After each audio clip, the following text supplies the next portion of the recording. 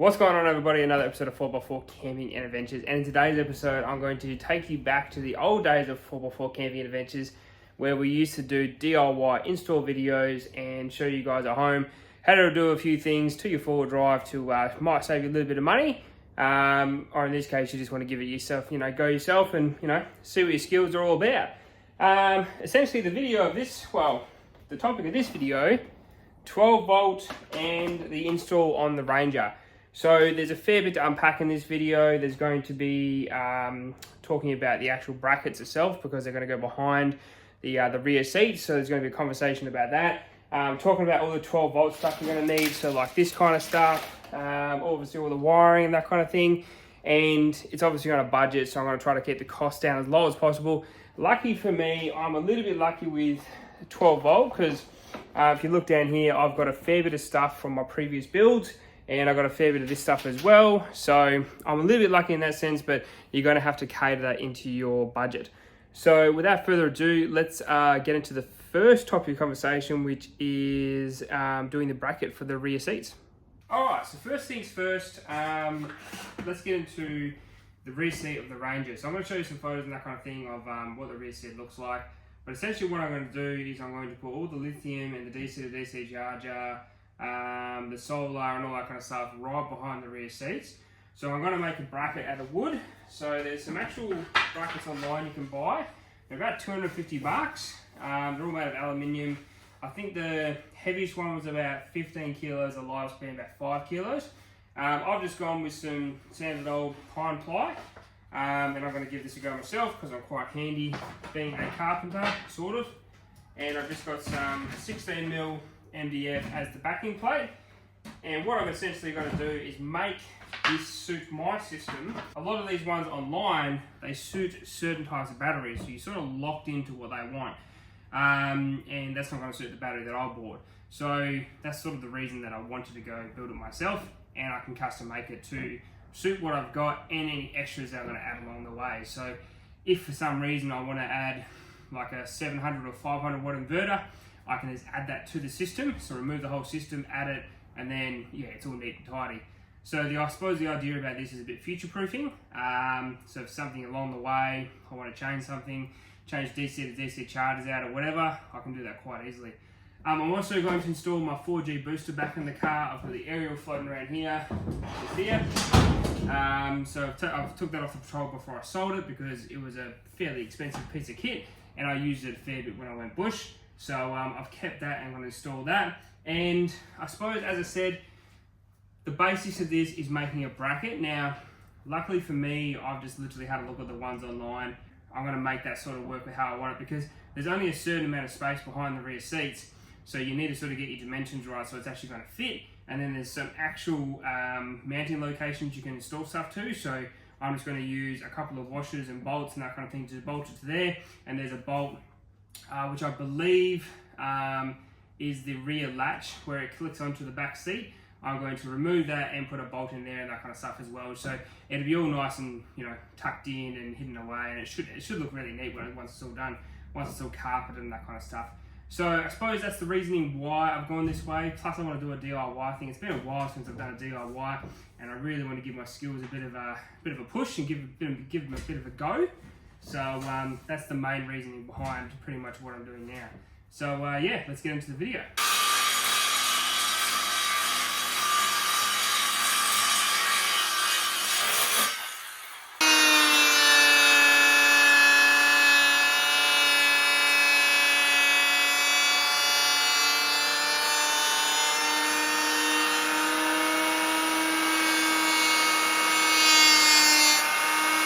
Alright, so this is going to be the backing board for the battery, DC to DC charger, all that kind of stuff. So the battery is 600 long, so it's actually quite skinny and long. So another reason why I couldn't go one of these sort of brackets that you can buy on the internet, because it's quite a skinny battery. DC to DC charger will be able to fit up here, and then you've got your regulators and all that kind of stuff, fuses, MIDI fuses, all that kind of stuff can be mounted on this backing plate. So then from here, what I'm going to do is just get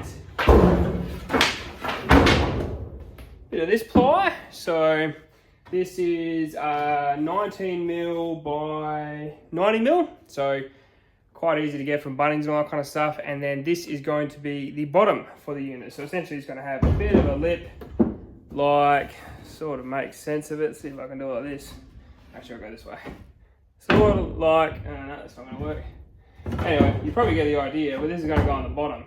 So it's going to be like an L shape. So the battery's going to sit on that. Then on this, I'll put another lip and then, yeah, bolt it all together, and that'll be sort of like the framework. And then I can reinforce it and all that kind of stuff after I put it all together. So next step, let's put this thing, actually let's get this cut and make it all test fit together. All right, so, bit of wood cut, perfect. Might need a little bit of a trim, but pretty damn good.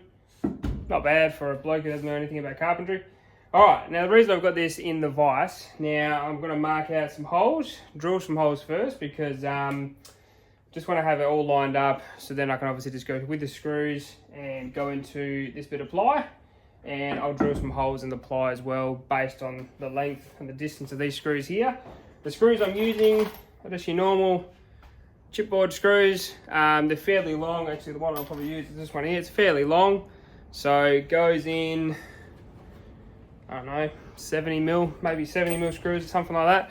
So that's going to give me plenty of support going into these two bits of wood, and then obviously I'll run some glue down there as well, just to give it a little bit more reinforcement. But next step really from here is having this all hooked up, and then yeah, once it's all together, I can potentially start mapping out things where I want to go on with the 12 volt and put a bit of reinforcement on this, and that's about it. So yeah, next step, I'll mark all this out and yeah, bolt it all together. All right, so this is what we're working with. Pretty much got our lip, so everything's got to pretty much sit on there. That's our backing plate. Pretty chuffed with that.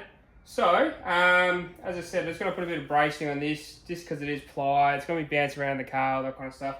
Just want to make sure it's not going to fall apart on me. And then we're good to go.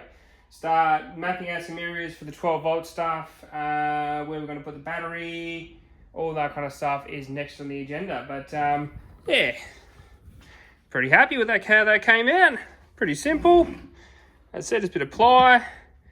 Put your battery on there, mount it to that, Dcdc up here, whatever, you know, however I decide to sort of lay it out, and that's what I'm going to be working with. And obviously it's going to be carpeted and all that kind of stuff as well. So yeah, no, pretty happy with that. It all fits pretty well. I'm just going to do a bit of a test fit in the back of the car and see how that goes. And if that all works perfectly, I'm laughing. On to the next step. All right, here's where we find out if I'm mastermind or if I completely balls it up. Oh yeah, how good is that? Hell yeah, that's actually got bugger all play in it too. So there's actually some mounting points, as I said, you probably see them earlier in the video, but I can mount it to a few things down here. I can actually go this way a little bit more, and then I'll just test with the, might have to just trim this out to see this guy here. Oh no, sorry, no, that's the, oh no, that's the baby strap. So I've missed that, which is good, because obviously that's where the seat hitches up. So I can actually remove this and use that as a support up here. Oh yeah, I'm pretty stoked with that. So as long as this closes up, I'll just try it in a minute. Can't do it because the cameras are obviously there. Put a block behind here just to give us a bit of space. Bolt through there. That's going to hold it up here. There's two bolts down there, and there's a bolt down there from the jack. And we're living the dream. That's pretty awesome. Happy with that. As I said, battery down here. I've got heaps of space down here. DC charger all behind here, all nice and low, so obviously it doesn't get impacted with any of this. I'm pretty happy with that. All right, next steps. Let's see if the seat closes. All right, so essentially what we're doing is there's a 10 mil hole, or sorry, 10 mil bolt there, which I'm going to use as my anchor point. I've got these two little spaces here I'm going to use. Obviously this is all just test fitting and that kind of stuff at the moment. And then what we're going to do is let's test it with one and see how we go with one first.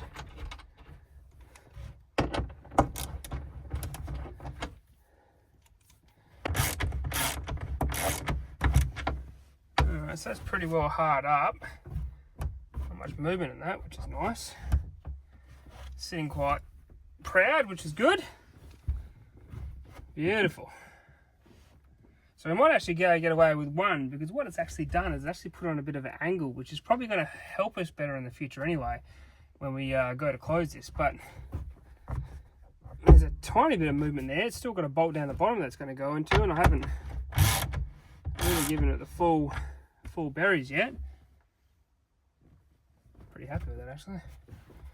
That's not going to go anywhere. Once you put a bit of weight on that, once you bolt it from the bottom, that ain't going to move. So only one of these spaces. So this is quite a long screw. Obviously you've got to go through one of these, the 16mm ply. These are 19mm. So there you got 36 say mil to go through. So it's quite a long screw, and you can't use the screw that came out of here because it's only about that big. So yeah, you've got to use a fairly long screw. But I mean, that's all pretty neat and tidy. I'm just gonna give this a test close. Let's see how it goes with the test close. With that bolted in like that, let's see how we go. So, happy days.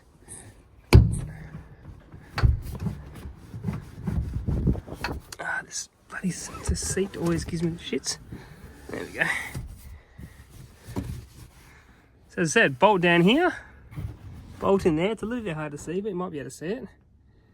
And like that's properly in there, eh? I'm pretty happy with that. And there's a bolt down here that I'm going to bolt into as well. And that's, how good's that? That's so neat and tidy. And as I said, no movement, like proper, giving that a little bit of flex on this side. But once it's bolted down here, that should be all taken away anyway. How good's that? Rock and roll. All right, we'll take it all out and then mark out these bolts down the bottom here and put those in. And I think we're pretty much there. Easy as that. So now I'm pretty happy. So bolt down here to stabilize it. This ain't gonna go anywhere. So I can be pretty safe to say now I can probably carpet this. So what I'm gonna do is just carpet it, get it all looking neat and tidy. Because the idea, I suppose, behind all this is I need to access any of the 12 volt. It's just behind the rear seats. So it's always out of the weather. It's never going to get any water on it or something like that, being under the engine bay or being in the rear of the tub. It's really hidden away from everything, which is really what I wanted. So I'm pretty stoked with that. That's a pretty damn easy way of doing a 12 volt install into a new generation Ranger. And as I said, you can get kits online. They range from $250 to like $4,000 for the full-fledged, all done yourself. Depends what your budget is. I spent big dollars on the 62, and I figured out I didn't need half the stuff that I actually installed in that car, so I'm going proper back to basics with this one. So as I said, pretty happy with that. Chuck some marine carpet on there, get it all looking neat and tidy, so it's meant to be there. And job done for this part. So next step is going to be 12 volts. So in the next part of the video, so all in this one video, so don't jump anywhere else, is going to be 12 volt section, which is going to explain to you how I'm essentially going to install this whole 12 volt system, mount it all up, and show you how to wire it from your secondary battery, from your main battery to the secondary battery in here. And also we're going to run a cable from here into the tub, where I've got a little panel that's going to come in and mount in there as well. So there's still a fair bit to go, but this was the first part and I'm pretty stoked how this all turned out. So yeah, let's keep on grooving and moving and get this out again, carpet it up, and we'll start on the 12 volt stuff. So this is where we're up to. Went to Bunnings, had to buy some more carpet. So $20 a metre, not too bad. It's never really ever going to be seen, so I'm not too stressed about it, but just chopped it up to length. Then I'll put a piece on there as well. That's going to come up Mickey Mouse. What I'm using to mantle up is this stuff, the old quick grip. Then I'll put a bit of weight on it. Got 2 cans because this one's a little bit empty. Because I did a bit of stuff on the patrol. So, with that, I reckon it's going to look pretty Mickey Mouse. I'm going to be happy with that. So we'll get this all sprayed up, put a bit of weight on it, let it sit overnight, and we should be laughing.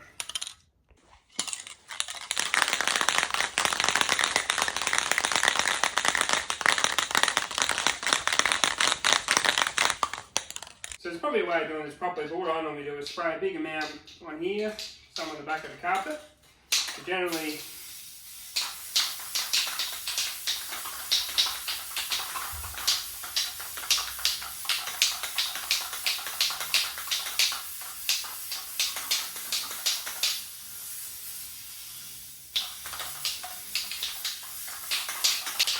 pretty happy with that. Probably why I go through so much. You probably don't need to use this much, but I've never had a problem in the past.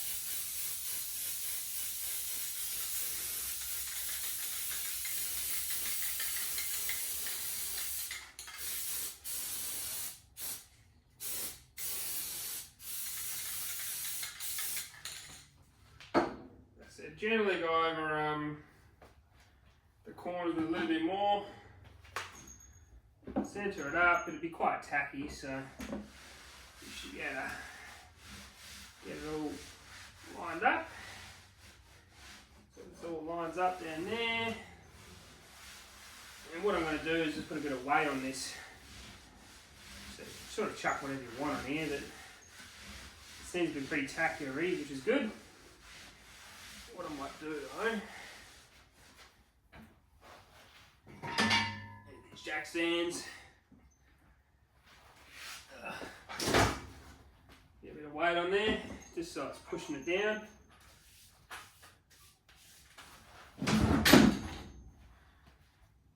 And we'll get that to sit overnight.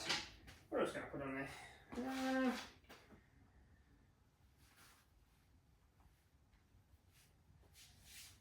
Yeah, put the big hammer on there. That should keep it pretty well safe. I'll put that there actually. And then go drill. Well, may do what you got. Nothing fancy around here. Gonna let that sit. It does say on here, I think, touch dry 5 to 30 minutes. Before joining, pressing together, blah blah blah, ensure firm bond, clamp overnight. Yeah, 30 minutes should give you a pretty good bit of stickiness. And then I just bend it around the edges, get it all looking neat. And then I'll do another piece for here. That'll probably be tomorrow. Clamp that down, so I use the clamps for that bit. That's pretty much it. So carpeting, not a huge job, but spend a bit of extra time, prep it, get it all cut right, and it can come up quite neat. So yeah, I'll let that sit overnight, and we'll continue with the 12 volt system tomorrow, I suppose. Okay, 12 volt. It is a bit of a process. So I've got a fair bit going on here. All my gear has arrived. So I've got the Atom Power 100 amp hour lithium battery, and then I've also got the Dcdc charger with Anderson plugs all hooked up to make life a bit easier. I'm going to obviously take you through all the details of setting up a 12 volt system the way I'm going to do it. Now, I'm not saying I'm a professional in this space. I'm definitely not. I'm just a bloke in his shed who knows enough about 12 volt to get him out of trouble. But it's a pretty basic setup. I'm essentially running 2 batteries. So your main battery to your auxiliary, and then DC charger in there, which will be generally running a fridge and lights, and that's about it. So no inverter on this one. Had an inverter on the Patrol, barely ever used it. Literally used it for my milk frother, and that was about it. So definitely going back to basics with this one. So this whole system, I think, cost about $1,200 to $1,100. I think it was $1,150. You obviously can go cheaper than that if you want to go AGM over lithium. Now, I've had lithium before. I can't go back to AGM. It's definitely ruined me with batteries. So I went lithium again, 100 amp hour, slimline, so it fits on my bracket nice and well. So essentially in this video, or this part of the video, I'm just going to show you how this all hooks up and connect everything up, running the cables and that kind of stuff from the main battery to the secondary battery through the Dcdc charger. And yeah, we'll get it all hooked up and get it all running. And then essentially from here, I'm going to run some cables to the back of the tub so I can actually have some switches and that kind of stuff, which will be going into a little panel that sits in the tub. And yeah, it's going to be sweet. I can't wait to get into it. So yeah, let's first things first, get this thing all mounted up and ready to rock and roll. All right, got the windbreaker on. She's a bit cold today, so this is the third day into this install. Only reason because I'm doing this after work, a few other things and that kind of stuff hold me back a little bit. But I have been to my local 4-drive supercenter, got myself a 50 amp wiring kit, which is 10mm or 8 gauge cable if you do the old way, 6 meters, comes with an Anderson style plug, which would be great because then I can go Anderson straight into the DC charger. So now I'm just going to run the 2 wires from the battery all the way through the engine bay. Obviously I'll film all that and go around, go down underneath, back down the car to the passenger side door, sorry, the driver's side door, go after that grommet, then go through to the rear seats. And yeah, that should cover me for running the 12 volt from the main battery to the second. But as I said, this kit comes with everything you need. $79, which isn't too bad because Nava 6mm cable for about 6 meters was like $66 or something like that. As I said, fuses, Anderson plugs. I'll probably change the fuse that's in here because it's a blade type to a MIDI type fuse. So that's what the kit looks like anyway. Pretty standard stuff. It's just some cable, but I'll show you the fuse as well. There's a fuse there. So bit of a blade type. Not a big fan of those. I'm going to run a MIDI fuse. So I'll just cut that off and put a MIDI fuse on there.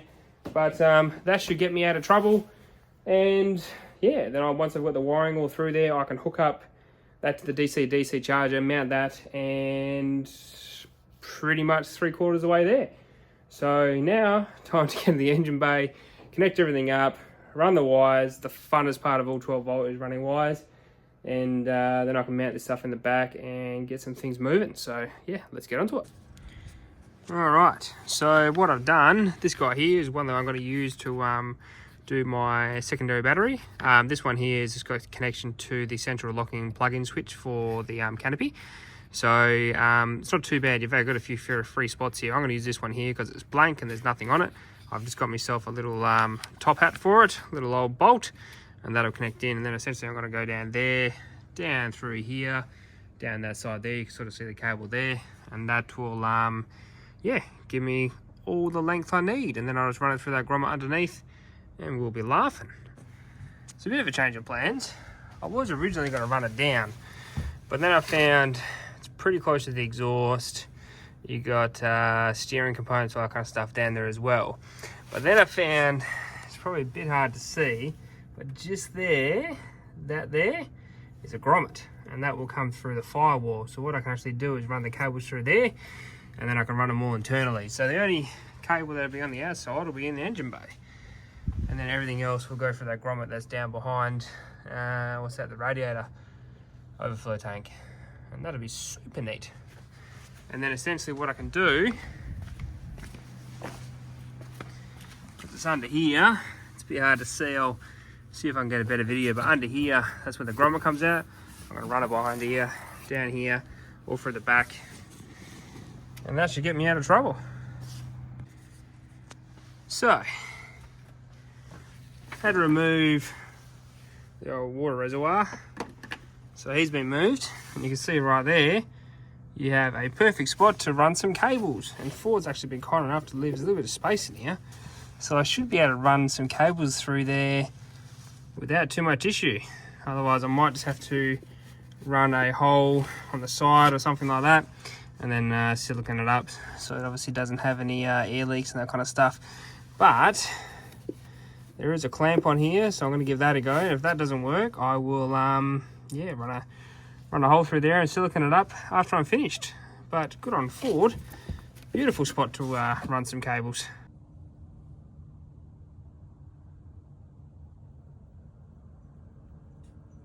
Got my cable running from the main battery. That's not hooked up yet, but I've just got that all run through the firewall, which I did yesterday. Dcdc charger is going to mount here, which I think is a pretty good spot because I'm not really going to utilize these bins. And then I've got some bigger connectors for the bigger Anderson plug. So these all came with the Dcdc kit, and I can just run that straight into this one here, and then run an accessory lead to the accessory switch or an accessory wire. That's for the smart alternator. So connect this all up to this and we should be laughing. So essentially I'm going to have these terminals on this cable, so that should be perfect. And then I can pretty much make sure this is all getting connected and getting charged and all that kind of stuff, and then I can hook up the batteries. So that's what we're looking at. Pretty happy with how this all came together. Now I just got to find a home for the DC charger, but that's essentially the whole setup. It is pretty tight. I had to take out the spacer, unfortunately, because it was too tight, and you can sort of see here where it's hitting against the battery. But without the spacer in there, it works like a charm. Got the old 4G booster there, and everything else is all ready to be hooked up. So just done a quick run from the battery, tested it out, turned the car on, sure works perfectly. So now it's got to find a home for a DC charger, and we are in the game for some 12 volt. And I can take this little guy off here. What's it got there? 13.2, 81%. So it's like a little, almost like a shunt, but it doesn't tell you what's going in, going out, but that's fine. 80% left. Very cool. All right, yeah, now we'll keep on continuing and get this thing all hooked up and run the accessory wire. Where are we up to? Next spot on the job. So I've extended the DC cable, so I'll just take it down now. Got shit everywhere, but DC cable going to the battery is all extended. So I've just soldered that together with some extension cable, same size obviously, going to there. And now I can run this under the seat and essentially go straight into the battery. Otherwise, the other way of doing it was get another cable, get another one of these ends, connect that up, have another connection. So I figured straight from the DC to the battery, that'll save me a bit of time and trouble. So next on the agenda will be connecting this to the battery, then running the accessories wire to probably somewhere under the dash just to find an accessories lead. And that's for the smart charger. So the smart alternators that are in these cars, a bit of a pain in the bum. Needs to tell the DC charger to charge a secondary battery when obviously the voltage goes correct and all that kind of stuff. So a bit of fiddling around, but you got to do it. And that's pretty much it. So then I'll connect up the Telstra booster and all that kind of stuff, but I won't really show you that because that's just all connections and a few little bits and bobs. But that's the main gist of the 12 volt setup. So yeah, we'll go connect this all up, make sure it's all working, and then connect up the accessory, and then we're pretty much job done, ready to rock and roll to give this thing a bit of a workout. So let's go connect this up now and see how we go. So here on this side, this is the DC. So we've got power going in, solar there if we want to hook up a blanket. So I've got the ability to do that. I'm going to run actually this lead to the tub, so I can essentially run the solar lead and that kind of thing from the tub itself. And then I've just done some cable ties and I'm going to mount it up and hook it down and all that kind of stuff. But it just tucks under there, goes up into the main unit, which is sort of tucked in behind there. Super neat. Really happy with that. Super neat. And you've still got access to all these sort of buttons and that kind of stuff on the front here. Change your you know, charge profile if you need to and all that kind of thing. But I've got it set to lithium, so I won't need to do that. But as I said, using a good bit of this space, I mean, I didn't really have a usage for this, so putting the DC charge in there has made a pretty good bit of usage for it. So yeah, now I'm just going to essentially make sure these don't rattle around, because I don't really like rattling cables, and make sure it's all neat and tidy. we're living the dream. So thanks for watching. That is the end of this video. 12-volt setup completely done. She's charging, she's fully going. I suppose the next part of this install is going to the rear of the tub. I've got a panel in there now. That's all good to go. So that'll be the next part of this build. And really stoked with how it all turned out. As I said, the battery fit on that bracket really nicely. And hopefully you got something out of this video. Hopefully you can give it a go yourself and just take your time, think about everything, probably think twice about everything. So if you're running underneath, do you need to run underneath? Can you run it through the cab? All that kind of stuff. So there's definitely plenty to think about, but it's not as daunting as you might think. Thanks for watching. It's been another episode of 4x4 Camping and Adventures. And hopefully you're having a great Sunday. And if I don't see you at the tractor trails, I shall see you in the next episode. If I don't see you in the next episode, I shall see you later. Have a great day. Bye.